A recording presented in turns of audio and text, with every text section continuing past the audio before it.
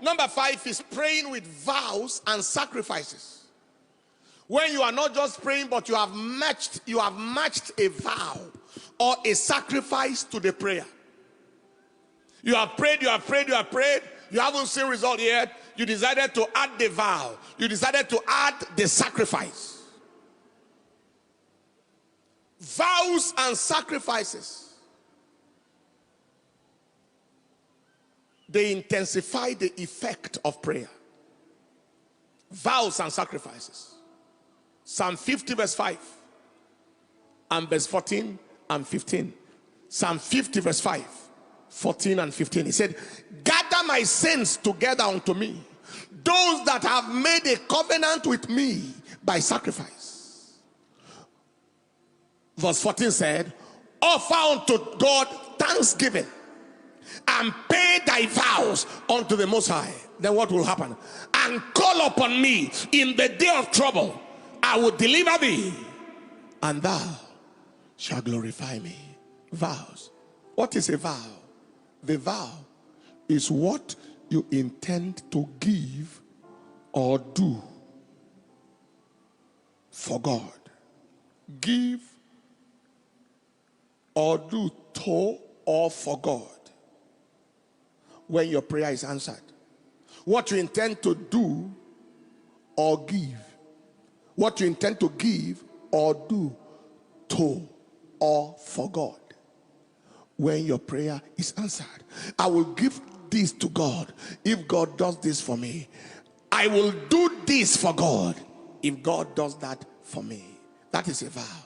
A sacrifice is what you give or do before or along with the prayer. You are giving it before the prayer or along the prayer for God to get certain things done in your life. Sacrifice. Any examples? Yes.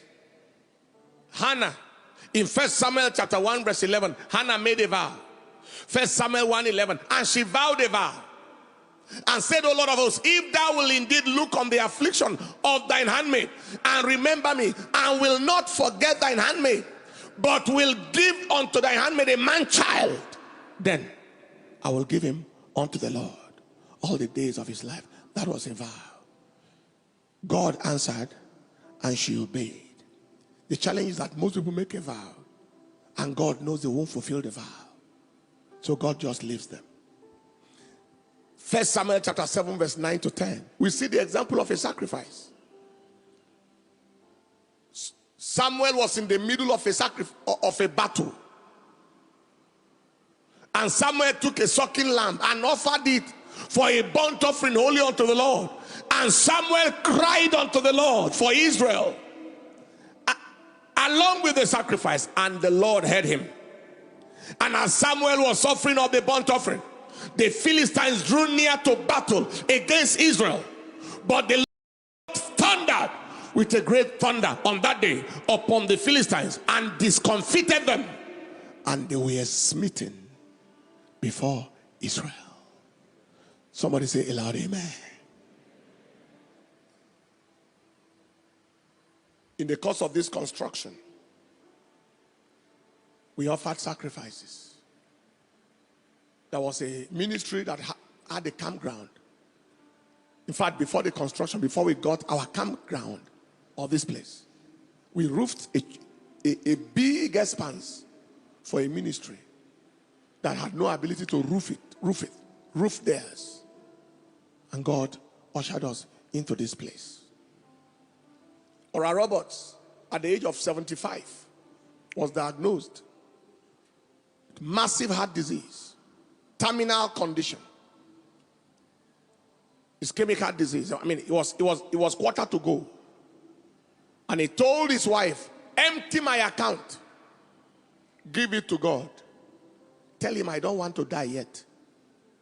He was already 75. Long story made short, he lived and died at the age of 91. That is 16 more years added to his life. John D. Rockefeller was 54